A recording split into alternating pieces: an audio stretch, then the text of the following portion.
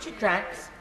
Madam Deputy Speaker, I'm not used to being called first. This must be a first, so I'm very grateful to you, and it's a pleasure to take part in this debate. Can I first of all, Madam Deputy Speaker, refer to the Register of Members' interests? And this opportunity I have will just give me a chance to expand on the question I raised with the Treasury bench yesterday, but of course was unable to expand on. When my right honourable friend, the member for Wokingham, was asked some years ago at a meeting, what does conservatism stand for, he paused for about 1 second and said, freedom. That's freedom for the individual, that's freedom from the state, that's freedom to spend your own money, or more of it, and freedom from high taxes. Now, I applaud the Chancellor for going as far as he went, and that's what I said in my statement yesterday. That many of my constituents in South Dorset are impoverished already. We have deep pockets of deprivation and poverty, and I fear that despite the generous moves by the Chancellor and the tinkering that he's done, haven't gone far enough. Now, I sympathise with the Chancellor and the Treasury bench and the government. We've had a pandemic and now we've got a war in Europe, both out of their control and out of the Prime Minister's control, and clearly having devastating consequences on the way we run our economy. Can you give way? Very happy to give way. Obviously, he'll recognise the inflation statistics, paint a stark economic picture for this country, but does he also recognise that in the US, inflation is double what it looks to be here, and the Eurozone is very similar to inflation statistics here as well, demonstrating this is a global problem, not one that we're just facing in the UK? I'd entirely concur, my friend. Yes, inflation is spiralling to, 7% I think it is here now, and more across the rest of the world. And, of course, inflation is a negative, very negative effect on the economy and on what we can afford to buy and, of course, the value of our money. And this is something that has to be countered. Can I just go on to say to the Treasury bench, with the cost of living spiralling and taxes at the highest for 70 years, can I urge them to go further? As they know full well, lower taxes generate more cash. It is a proven point, and something that we Conservatives on this side of the House have fervently followed for as long as I can recall. Why?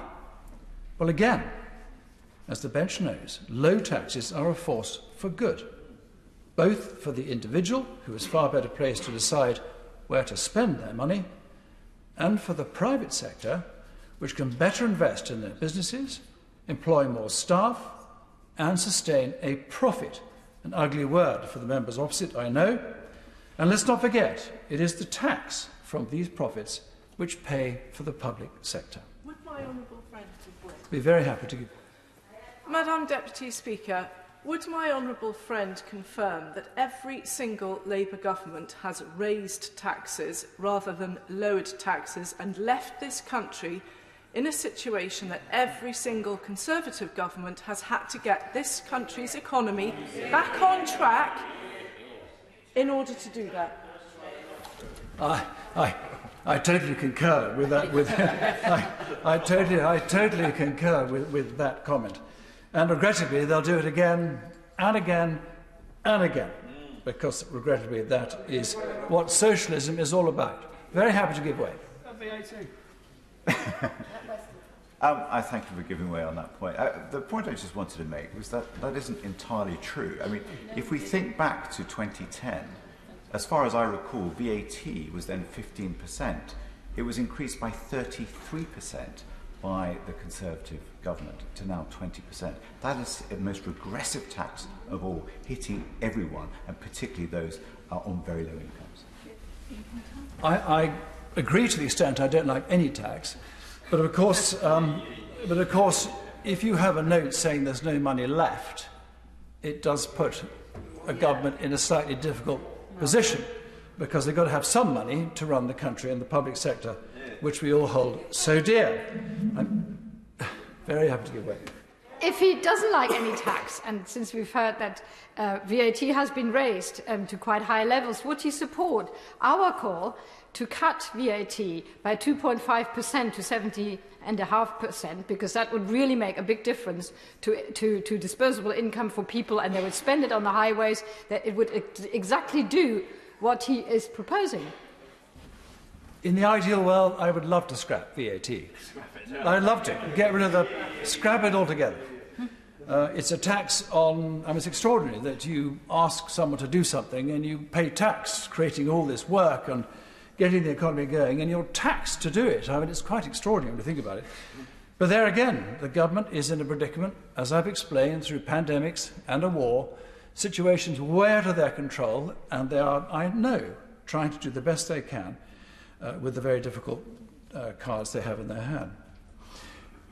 In the Chancellor's statement yesterday, what I didn't hear was the good Conservative word, savings. The opposition call it cuts. I call it savings. We appear to acquiesce to every demand for more money. This is taxpayers' money. And surely now it is time to review, for example, the big spenders, like the NHS and welfare. Of course they are both needed, but surely it is time to review both to make sure that we are getting value for money. The national insurance rise, which I disagree with, see billions of pounds, or will see billions of pounds, disappearing into a black hole, followed very soon afterwards by demands for more. And I don't believe, for the sake of the public finances, this can go on. I welcome the Chancellor's talk of more tax cuts to come, but in my humble opinion, and certainly for my constituents, for the reasons I've stated, they will come too late. Already, the opposition are drooling with pleasure as they watch us behave like the big spender they so love to be. This puts our very raison d'etre at risk. Capitalism is always challenged by socialism, which, as far as I know, has never succeeded wherever it's been adopted. But that doesn't stop them from trying it on. And today, in tough times, we need to fight for and explain far better our economic philosophy. For if we don't, there's a real risk of a high-spending, high-taxing Conservative government handing over the country to those who would bring it to its knees, ruthlessly raiding the accounts of those who aspire and work hard, who already pay their fair share.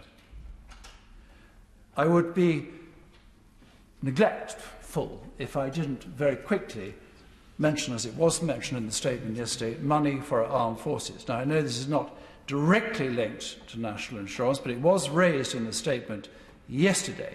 And all I would urge the front bench, as a former soldier, we need to spend more of our money on our armed forces. Yeah. And if this awful behaviour by Russia has not alerted us to that fact, then I don't know what will. And it's all about priorities. That's what we as a government have to decide. And as I've hinted, I think there should be far more study, review, to make sure that the money we spend in various areas is better spent. And let's face it, the defence of our country and all those who depend on her is the government's top priority. So let me end where I started, freedom. High taxes are not the accepted norm for the Conservative Party. For us, it is all about freedom, freedom from the state, freedom from high taxes, and freedom for the people to choose how their money is best spent.